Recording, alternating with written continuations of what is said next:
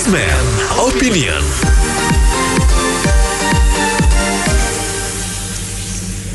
Mitra bisnis, pemerintah melalui Bapepti berencana membuat aturan mengenai robot trading di Indonesia. Dengan adanya aturan itu diharapkan masyarakat Indonesia akan lebih terlindungi.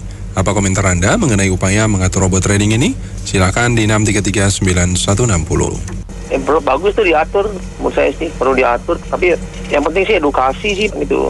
Saya juga ikut sih, tapi nggak ke trading pakai itulah ya, nggak percaya juga sih ya.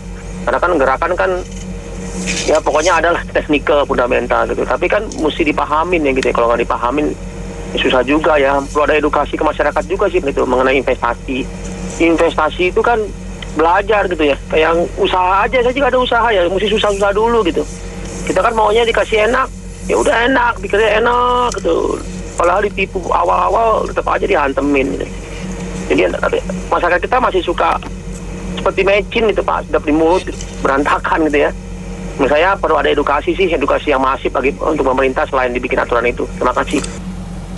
Iya, tentang binary trading atau trading saham atau apapun yang kemarin sempat jadi kasus seperti Binomo, Viral Blast, Dena Pro, itu kan sebetulnya katanya mereka ada yang tidak ada izin, terus ada yang punya izin ngakunya, tapi bukan dari dua lembaga yang sah memberikan izin di dalam undang-undang kalau ingin mendirikan perusahaan finansial, atau dari lembaga OJK dan Bapepti.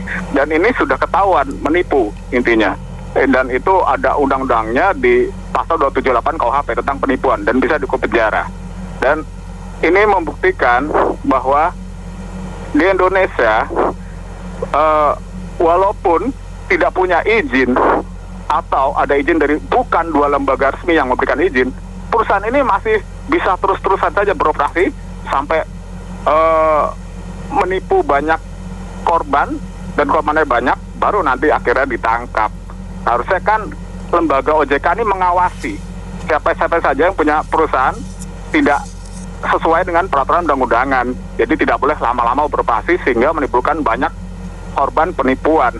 Dan untuk menegakkan hukum yang bagus, itu kan diperlukan dua hal kurang lebihnya kemungkinan ya.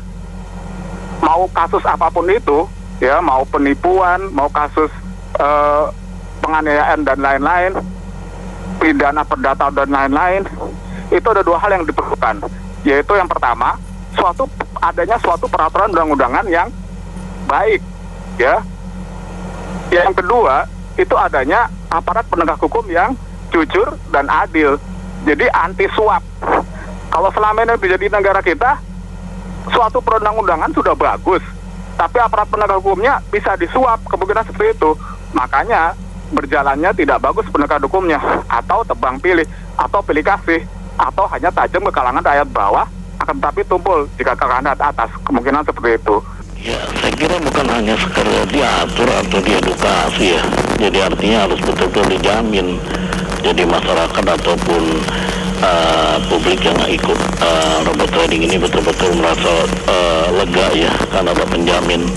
Karena setiap bank-bank juga kan begitu, kalau sampai dilikuidasi pun mereka dijamin. Kalau tidak, berbahaya nih mereka kalau hanya sekedar diatur tapi melakukan tindakan-tindakan indisipliner sehingga mengakibatkan banyak klien yang rugi, itu berbahaya. Saya kira bukan sekedar mengatur aja, ini perlu ditangani secara serius. Kalau mereka tidak bisa diatur atau diberikan jaminan, ya saya kira pemerintah harus lebih tegas untuk tidak memberikan izin buat mereka melakukan sistem robot trading seperti ini. Saya kira demikian. Menurut saya ada atau tidaknya peraturan tentang semacam bisnis-bisnis yang sifatnya online atau apapun itu, trading dan lain sebagainya, itu kan sebetulnya sudah diatur ya. Harus kalau mendirikan perusahaan finansial atau trading apapun, saham atau apapun, harus ada izin dari Bapepti dan OJK. Dua lembaga itu yang berizin. Kalau bukan dari lembaga itu atau tidak ada izin sama sekali, berarti ya kemungkinan penipuan. Dan penipuan ini ada di KUHP pasal 278 KUHP atau 278 KUHP tentang penipuan, dan ada hukuman penjaranya ya kalau terbukti menipu di pengadilan. Dan ini sebetulnya kalau ditegakkan semua benar-benar, atau penegak hukumnya itu tidak tebang pilih atau tidak pilih kasih, dan aparatnya nggak bisa dinego, baik kepolisian, kejaksaan, KPK, kehakiman, dan lain-lain sampai ke lapas, maka penegakan hukumnya baru bisa menjamin rakyat benar-benar jujur dan adil. Selama kalau masih bisa dinego para aparat negaranya, itu kemungkinan penegakan hukumnya tidak menjamin adil, walaupun ada atau tidak ada atau dibuat atau tidak dibuat peraturan baru yang lain lagi. Kemungkinan seperti itu. Terima kasih. Baik, terima kasih mitra bisnis telah bergabung dalam Businessman Opinion. Saya Fahmi Andrian.